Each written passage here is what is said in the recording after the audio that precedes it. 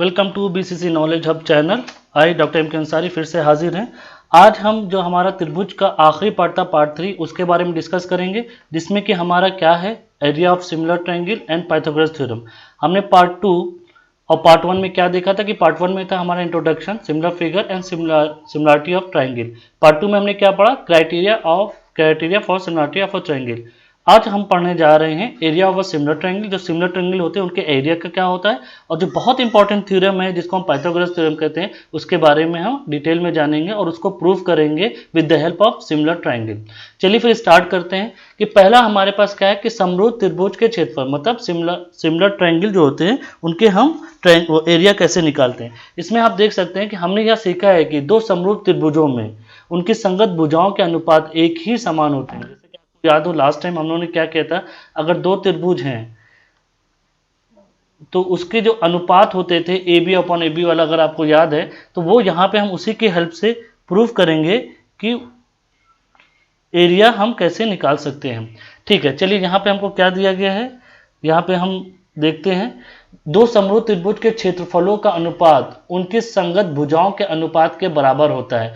ये क्या है, इसको मैथमेटिकल टर्म में समझने की कोशिश करिए। देखिए यहाँ पे क्या लिखा हुआ है कि दो समरूप त्रिभुजों के क्षेत्रफल का अनुपात उनकी संगत भुजाओं के अनुपात के बराबर होता है। तो अगर दो त्रिभुज का क्षेत्रफल हो तो उनकी जो संगत भुजाएं हैं, जैसे यहाँ पे दो त्रिभुज दिया गया ए बी सी और पी क्यू आर, इन दोनों का अगर एरिया निकालते हैं, area of A B C upon area of P Q R, जो संगत भुजाएं हैं A B upon P Q, B C upon Q R and A C upon P R, ये जो होगी आपकी इनके स्क्वायर के बराबर होता है। अब हमको यही प्रूफ करना है। कैसे प्रूफ करना है ये देखिए।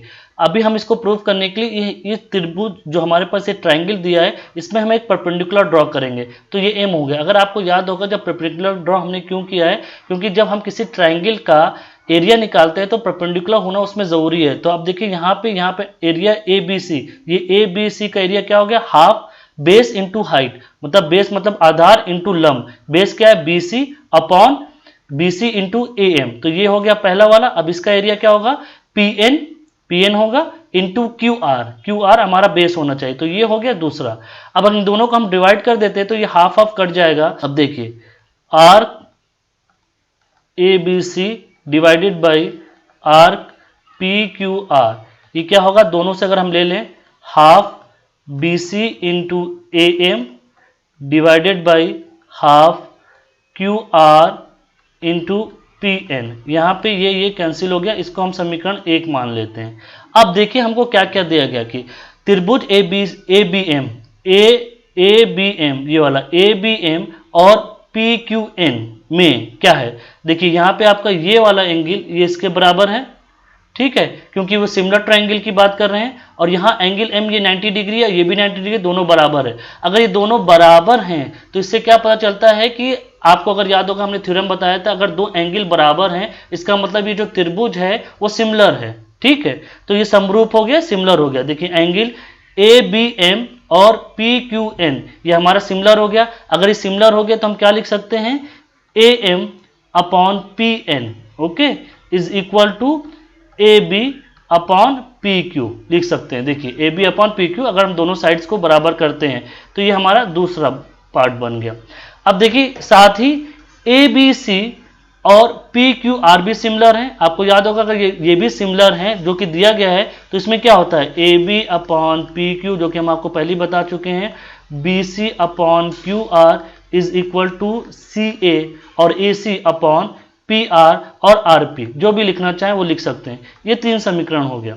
अब आप यहां से देख सकते हैं तो हम यहाँ पे हमको क्या प्रूफ करना है ये समझिए। हमको ए बी लाना है, यहाँ पे किसी तरीके से यहाँ पे ए बी लाना है और नीचे हमारा पी क्यू होना चाहिए। तो एक चीज के लिए अगर हम यहाँ प्रूफ कर देंगे तो बाकी चीज के लिए अपने आप प्रूफ हो जाएगा। तो हमको ए बी लाना है तो ए एम की जगह पे upon A M upon P N की जगह पे हम क्या लिख सकते हैं, A B upon P Q, ठीक है। और देखिए B C upon Q R की जगह पे क्या लिख सकते हैं, A B upon P Q. तो यहां से दोनों का अगर हम उठा लें तो arc A B C upon arc P Q R is equal to क्या हो गया, हमने यहाँ पे जैसे आपको बताया ए एम अपॉन इसकी जगह पे हमने A B upon P Q लिखा और B C upon Q R की जगह पे A B upon P Q into A B upon P Q, ये हो गया आपका A B upon P Q का होल स्क्वायर। और इसी तरह अगर आप और प्रूफ करेंगे तो आप आराम से सिंपली प्रूफ करते जाएंगे।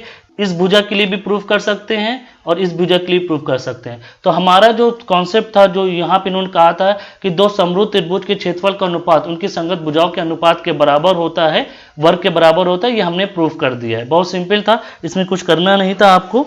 यहाँ पे आप देख ही रहे हैं कि कैसे हमने किया है। ये एक उसका एक उदाहरण है, आप उदाहरण प्लीज करने की कोशिश करिए, जैसा मैं हर बार बोलता हूँ, और इसके कुछ एग्जाम्पल्स हैं वो भी करने की कोशिश कीजिए।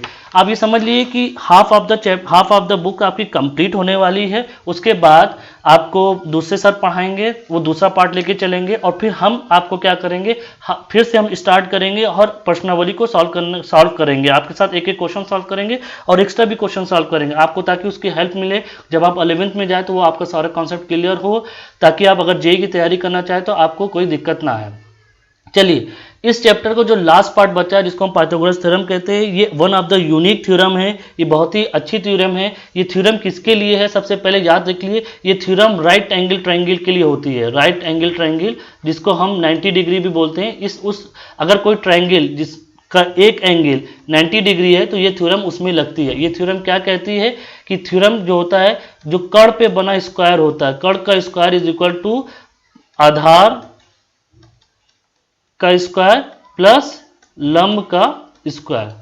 ठीक है, ये थ्योरम होती है। मतलब एक भुजा का स्क्वायर जिस पे वो बना हुआ है बाकी दो भुजाओं के स्क्वायर के सम के बराबर होता है, ये हमें प्रूफ करना है। उससे पहले एक छोटी सी थ्योरम है, देख लीजिए यहाँ पे, कि यदि किसी समकोण त्रिभुज के समकोण वाले शीर्ष से कर्ण पर लंब डाला जाए तो इस लंब के दोनों ओर बने त्रिभुज समरूप त्रिभुज के समरूप होते हैं। बस ये याद रखिए, ये आपको सिर्फ याद करना है, इसको हमको प्रूफ नहीं करना। प्रूफ हमारा यहाँ पे है। ओके, ये क्या कह रहा है कि यदि किसी समकोण त्रिभुज के समकोण वाले शीर्ष से, मतलब ये कोई 90 डिग्री एंगल, 90 डिग्री का ट्रायंगल है, उसमें अगर हम इसके से 90 डिग्री अगर ड्रॉ करते हैं, लंब डालना जाता है, तो इस लंब के दोनों ये भुजा ये जो होंगे, ये अलग ट्रायंगल ए बी डी और बी डी सी, ये जो त्रिभुज जो बनेंगे, जो ट्रायंगल बनेंगे, संपूर्ण रूप से होते हैं तथा परस्पर भी समरूप होते हैं। ये सिमिलर होंगे, ये और ये सिमिलर होंगे, और जो ओवरऑल ट्रायंगल होगा वो भी सिमिलर होगा। ये एक थ्योरम है, बस इसको याद रखिए, थ्योरम याद रखना है। और पाइथागोरस थ्योरम हम यहाँ प्रूफ करने जा रहे हैं with the help of this theorem. ठीक है, चलिए आगे बढ़ते हैं। कैसे करना है, यहाँ पे हमको एक ट्रायंगल दिया है, ये 90 डिग्री ट्रायंगल है। ठीक है, ये आपका 90 डिग्री है, ये याद रखिए। यहाँ से एक हमने लंब डाला है। ठीक है, अभी हमें प्रूफ क्या करना है, एक समकोण त्रिभुज में कर्ण का वर्ग शेष दो भुजाओं के वर्गों के योग के बराबर होता है, जो कि हमने यहाँ पे लिखा है, कर्ण का वर्ग शेष दो भुजाओं के वर्गों के योग के बराबर होता है। हमें ये प्रूफ करना है with the help of this theorem, जो कि हमारी पाइथागोरस थ्योरम भी कहलाती है। अब हमें प्रूफ क्या करना है, A C square is equal to A B square plus B C square, जो यहाँ पे दिया गया। अब देखिए हमें प्रमेय में क्या दिया गया, प्रमेय 6.7 में, ये 6.7 जैसे हमने आपको बताया, अगर हम 90 डिग्री से एक परपेंडिकुलर ड्रॉ करें तो ये दोनों जो ट्रायंगल होंगे वो सिमिलर होंगे। ये दोनों ट्रायंगल सिमिलर हैं। सिमिलर मतलब triangle A D B is similar to A B C is similar to B D C, तीनों से। अब ये दोनों सिमिलर हैं तो क्या होगा, सिमिलर में क्या होता है, जो भुजाओं का अनुपात होता है वो बराबर होता है। तो यहाँ पे आपका एक ट्रायंगल, ये 90 डिग्री हमने ड्रा किया, ये डी है, ये ए है, ये बी है, सॉरी ये सी है, ये बी है, ये 90 डिग्री है। तो इसमें क्या होगा, भुजाओं का अनुपात क्या होगा, A D upon A B is equal to A B upon A C, ये पहला होगा हमारा। ओके, इसी तरह बी डी सी की बात करें जो कि प्रमेय है, तो बी डी सी की बात करेंगे तो क्या होगा यहाँ पे हमारा C D upon B C is equal to B C upon A C. ठीक है, ये दूसरा हो गया हमारे पास। अब हम इन दोनों को जोड़ देते हैं, पहले इसको हम थोड़ा सा और स्क्वायर कर लेते हैं कि यहाँ पे ये A B square is equal to A C into A D, और यहाँ पे भी थोड़ा सा इसको और सॉल्व कर लेते हैं। ये हो गया आपका B C square is equal to A C into C D. अब इन समीकरण 1 और 2 को हम जोड़ते हैं तो क्या आएगा, हमारे पास A C into A D plus A C into C D is equal to हमारे पास हो गया A B square plus B C square.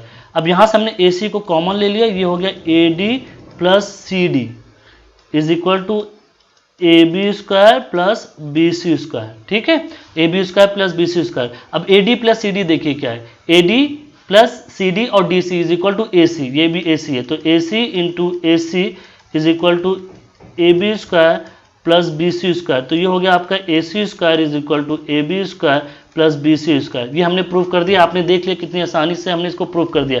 यहाँ पे देखिए एक बात और ध्यान देने की, यहाँ पे एक भारतीय गणितज्ञ भी हुए थे जिनको बौद्धायन कहा गया था, लगभग 8000 ईसा पूर्व। तो उन्होंने भी एक सिमिलर ऐसे ही एक प्रमेय दी थी बहुत पहले, पाइथागोरस से पहले। बट आप जानते हैं कि उस समय इतना ज़्यादा हम लोग अपने आप को प्रमोट नहीं कर पाते थे, तो ये चीज़ें कहीं खो गई हैं। तो हम लोग को अपनी संस्कृति को भी याद रखना चाहिए कि हम लोग बहुत आगे थे, बट कुछ ही कारणवश हम लोग सब पीछे छूटते जा रहे हैं। तो उस चीज़ को आगे लेते हुए हमें अपनी प्राचीन सभ्यता को भी हमेशा याद रखना है। ठीक है, अभी आपने देखा कि कितनी आसानी से हम लोगों ने पाइथागोरस थ्योरम प्रूव कर दी है। और जो कि पाइथागोरस थ्योरम ये नॉर्मल हमने ट्रिग्नोमेट्री की हेल्प से प्रूव की है। और पाइथागोरस थ्योरम होती क्या है, बहुत ही सिंपल थ्योरम थी। आपने देखा कि अगर कोई राइट एंगल ट्रायंगल है तो उसके कड़ पे बना कड़ का स्क्वायर दोनों भुजाओं, त्रिभुज की दोनों भुजाओं के स्क्वायर के सम के बराबर होता है। ये बहुत ही सिंपल है। ठीक है, तो यहाँ पे ये पाइथागोरस थ्योरम हमारा कंप्लीट होता है। बाकी कुछ एक थ्योरम और है जिसको हम नहीं कहेंगे, ये उसी का एक पार्ट है, तो इसको आप खुद भी कर सकते हैं, इसमें कोई ज़्यादा दिक्कत नहीं है। और पाइथागोरस से रिलेटेड आपको कुछ क्वेश्चंस मिलेंगे, बहुत ही सिंपल होते हैं, इसको आप करने की कोशिश करिएगा। ये कुछ क्वेश्चंस हैं। अब हम यहाँ पे थोड़ा समराइज कर देते हैं कि हम लोग ने अभी तक पढ़ा क्या है। आपने क्या पढ़ा, आपने टू फिगर्स जो कि सेम शेप के होंगे, सिमिलर कहते हैं, बगैर साइज के ना हो। आपने उनके दो जो पॉलीगॉन थे, पॉलीगॉन से हमारा ट्रायंगल आया। ट्रायंगल में क्या होता है, पॉलीगॉन में बहुत ज़्यादा साइड होती हैं, ट्रायंगल में 3 साइड होती है। तो ट्रायंगल की सिमिलरिटी भी हमने चेक किया। सिमिलरिटी का हमने तरीका देखा कि या तो तीनों एंगल बराबर हो, या एक एंगल 2 साइड बराबर हो, या तीनों साइड बराबर हो, या 2 एंगल 1 साइड बराबर हो। ये सारी चीज़ें हमने देखा।